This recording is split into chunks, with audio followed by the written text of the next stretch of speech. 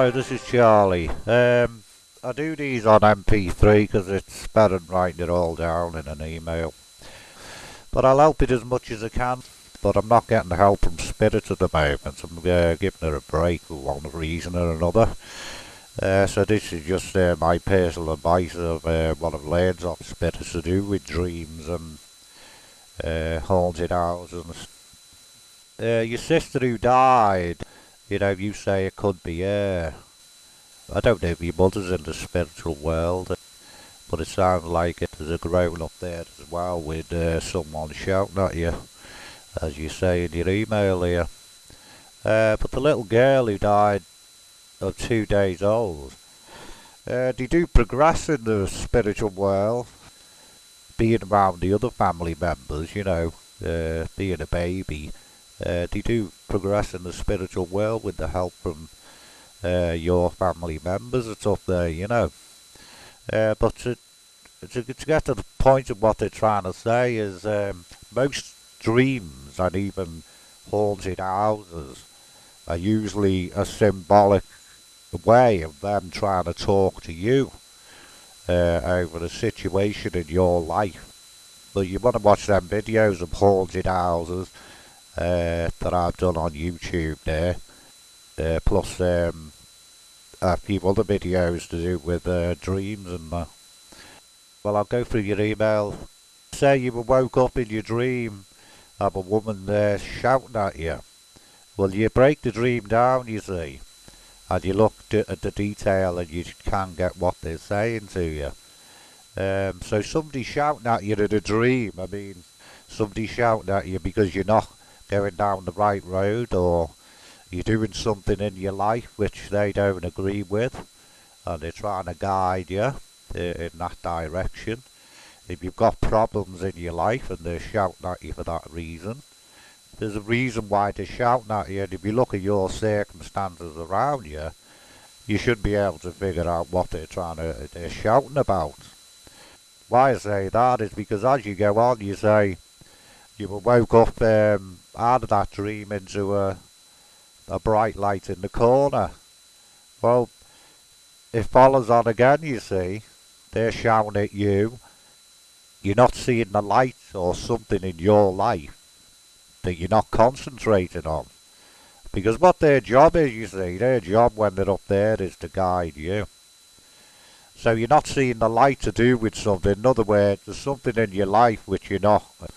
You've got to do something about a situation in your life. I know it doesn't say a lot, but you can't talk in any other way. You should be able to know some of the answers yourself. I mean, if you're depressed or something's wrong in your life and you're unhappy, this is why they're shouting at you that you're not seeing the light to do with the situation. And I mean, even breathing, you say, playing with your hair and breathing on your neck, and well, I mean, you break it down again. There's, well, the hair, the head, is you're not using your head over something. The hair's on the head. It is pointing to a situation in your life, and you're not using your head and seeing the light to do with something. He could be telling you to take a breather to do with something which you might be worried about. That's what the breathing's about.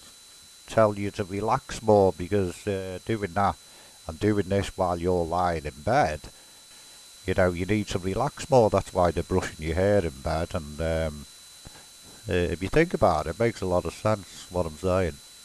Well, as you go on, you say the light's going off and on, and you hear tapping. And well, the tapping, it depends where the tapping's come from and what objects it's on. I mean, if you had a tapping, say, on a certain thing, say like the wardrobe or something like that, he could be telling you to open that wardrobe and get dressed and go and have a good time or something like that. It depends what the tapping was on. That's how they work, they talk, or whatever they do. If you can find out what the tapping was on, it'll tell you more again. And the light going off is the same as the bright light in the corner. The lights going on and off, they could say you're like, can't make your mind up over something. It's like having a light off and on. It's like if you put it to the way you think, is there could be a situation to do with you're not sticking to one road, if you know what I'm saying. Like going on and off, like changing your mind going on and off, if you know what I'm saying. So there definitely is, to put it in a nutshell, there definitely is something around you that needs seeing to by the sound of this. Is usually when you get dreams, it is they're trying to talk to you about a situation and think of what they're trying to say to you. You know, I mean, look at them videos on my website to do with haunted houses and the dream one. It will give you an idea of how spirits do actually talk to you. And you've got to figure out, only you know what the problem is. If you have any problems, I will be doing readings in the future, but you should be able to sort it out yourself, you know. I know a few people that's actually looked and didn't know where their grave was from their loved ones, and they actually died. I mean, I don't know if you know Ken Barlow, I forget his real name, Ken Barlow on Coronation Street. He had a spiritual gift and he didn't know where his dad was, and they did guide him to the actual grave of where it was, and he was gobsmacked. But it's also a bit of everything.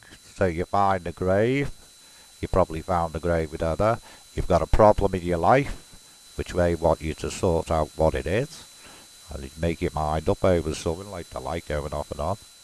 Anyway, I'll leave it at that. Well, let me know how you get on if you find out what the problem is. I would say you're actually gifted as well because of the way you're picking spirits up, you know. But I'll leave it at that. I can't say any more because this won't fit in the email. God bless. Bye bye. Hope to hear from you again. Bye bye.